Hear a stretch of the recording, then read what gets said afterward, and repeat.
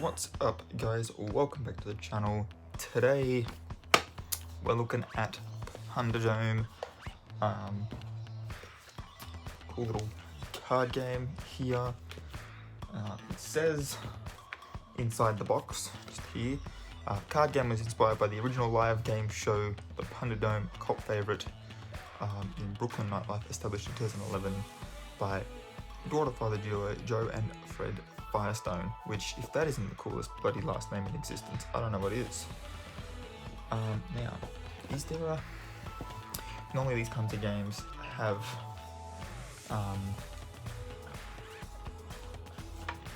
normally these types of games have, what is it I'm trying to say?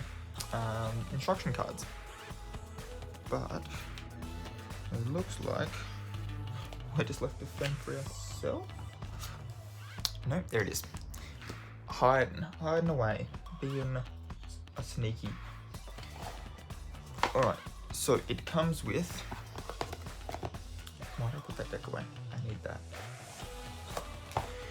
So it comes with 100 white cards. They're white on one side, as we can see, but not on the other. They're full of lots of fun colours. We got like a salmony pink, a black, a blue, orange, yellow, all sorts of good fun. The other deck of cards is the same, except for the fact that they're green on the other side. We've obviously got our set of instructions. There's a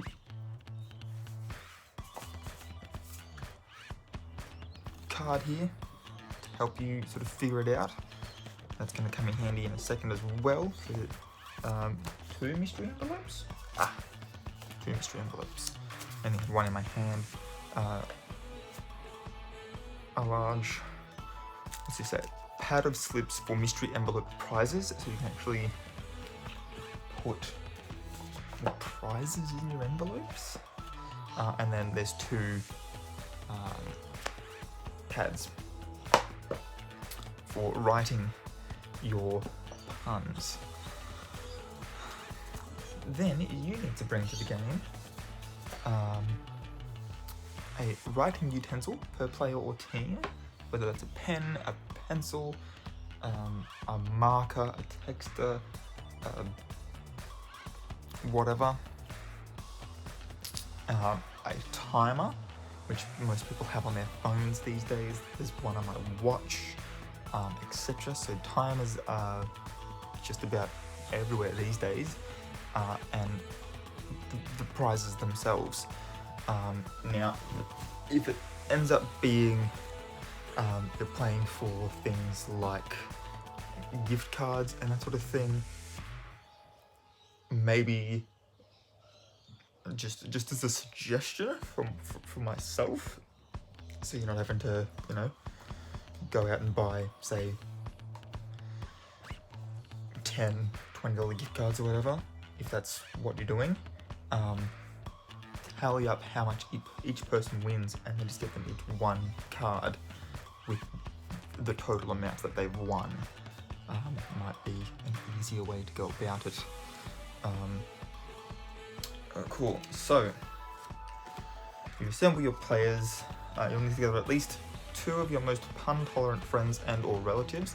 Let's be honest, it's more fun if you get the pun-intolerant friends, because then you're going to be making grade A jokes and you're just going to get that groan that just, if you're like me, fills your soul with so much satisfaction.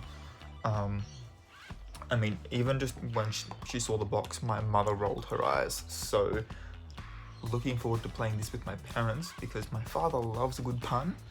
My brother is also a dad, so he loves a good pun. So yeah, myself, my brother, and my parents, and mum's just going to be groaning the entire time, while everyone else just ranks how good that particular pun was. Going to be a good time. So you then inform them about how to play the game with you, and you apologise later. It actually says right there, if it's gonna No, but we can sort of make out just above the yellow here, apologise later, which is also all sorts of good fun. And then that makes you the first prompter for the game. Punderdome is best played with 3 or more players. Players can compete as individuals or as small teams, so you can have as many people as you like, just divided up into however many teams as you like. So if you've got a group of 20, you can still play this. You might play with 4 teams of 5 people. Go for it.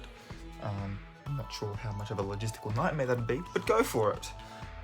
So the objective is to win a mystery prize by being the first player or team to obtain 10 pairs of cards.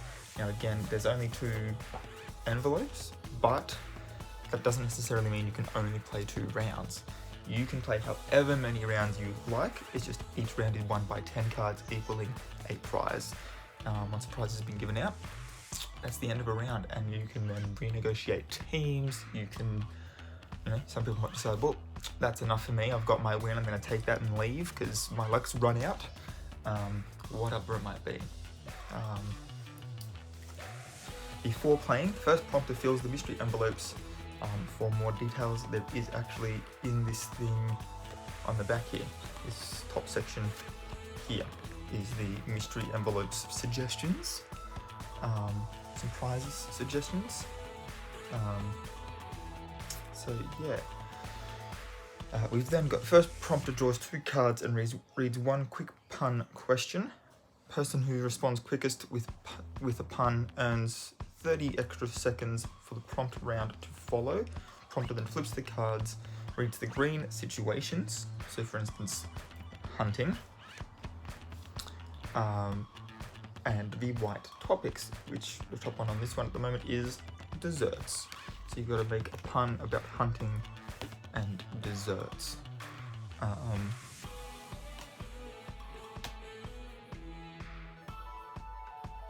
So whatever that would end up being, I'm literally coming up blank all around. Players have 90 seconds to write down a single pun, whether it's just a single word, a phrase, a whole sentence, whatever it might be, that combines both topic and situation, and then give that to the prompter. The prompter then chooses the best pun and awards that player the round's cards. Both the green and white card go to that player. It counts as 1 card unless you're trying to play a quick game, in which case you can count them as 2 cards, and then each round you only really need to win 5 puns to get 10 cards. One way or the other, it's 10 cards. It does say in the objective 10 pairs of cards, but if you want to just ignore the word pairs to play a quick game, house rules are a thing for a reason, right?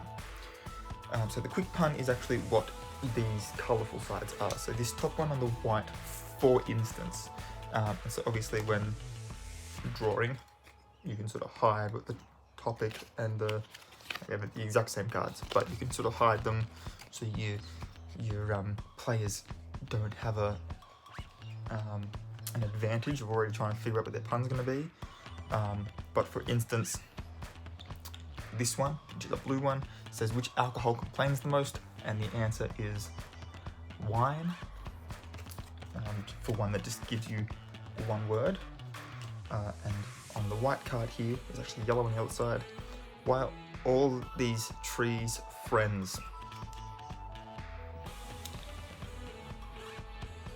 Why are all the trees friends? And that says they all get along. As in, like, they all get along. Look, no one said that there were grade A puns here. Which is why I said that it's more fun to play this game with people who don't like puns, because some of them are just like, you attempted something. I saw what you tried doing there. Bit of a pun fan myself, so obviously got the game. Cool, so you warm up the players each round by reading aloud 1 of those from either the white or the green card. The prompter gets to choose. So, I probably would have gone with the wine one just because it's a little bit better, especially for the kinds of friends and people that I'd play this with. That's probably the easiest way that they'd yeah. So Now, it says, be careful to hide the prompt on each side of the card when you're reading the quick pun. The quick pun side is used only during the quick pun round.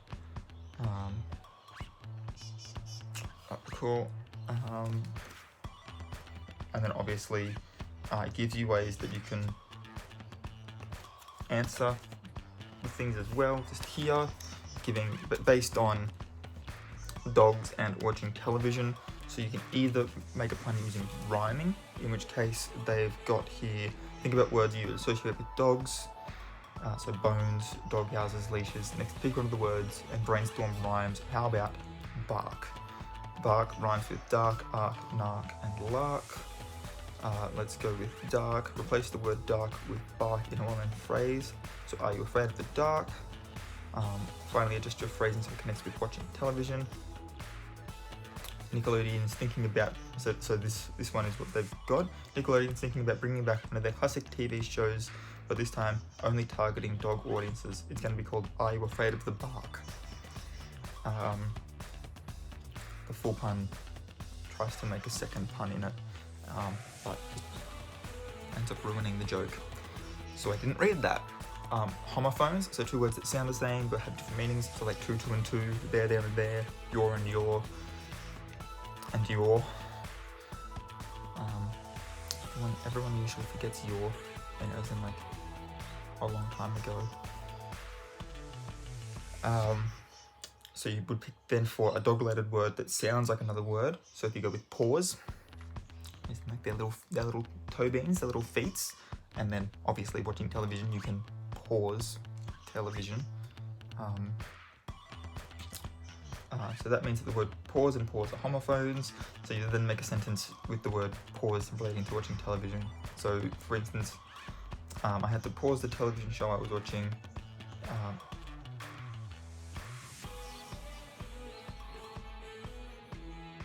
And then they completely changed the pun at the end. Why?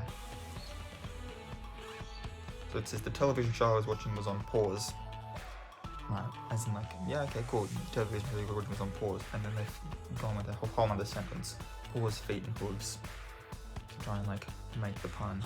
But then just by writing the word pause as in the feet and meaning, you know.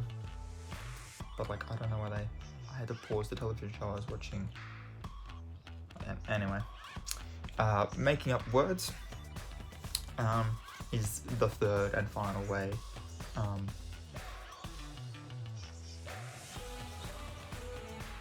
So take a dog-related word again for the example. In this case, they've gone with terrier, which sounds a lot like terror.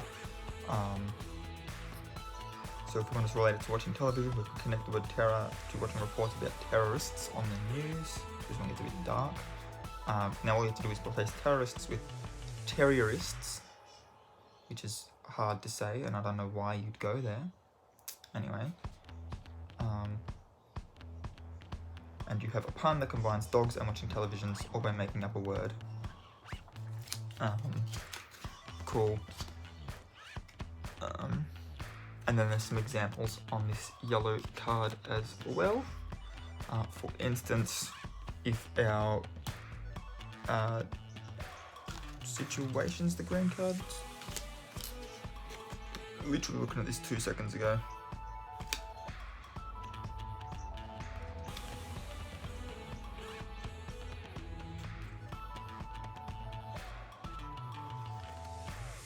Yeah, so our topic is Michael Jackson and our situation is fishing. So some examples for that one, for instance, they've got, did you know Michael Jackson actually lived under the sea for a while? That's when he wrote The Way You Make Me Eel, because eels are fish. Michael always had the best instruments. That's why he'd buy his guitars at the Bass Pro Shops, because bass and bass look the same. And then Michael's guitars and pianos were all off key. They really needed a tune-up. So, as you can see, the examples and stuff aren't that great, and I'm sure if you had this game, you would be able to make a whole heap more. But that's pretty much it. I'm going to try and playtest this game at some point. I still haven't actually played this game with any of my friends, which is sad days because I've had this game for a little while now, but everyone's busy, just living their lives, and that's fine because we're all adults, and that's that's what being an adult's like. So, but yeah, if you enjoyed this video, please give it a thumbs up. Don't forget to hit that subscribe button if you are new here, and also ring that notification bell if you want to be notified when I upload new videos. And until next time, guys, keep your head screwed on.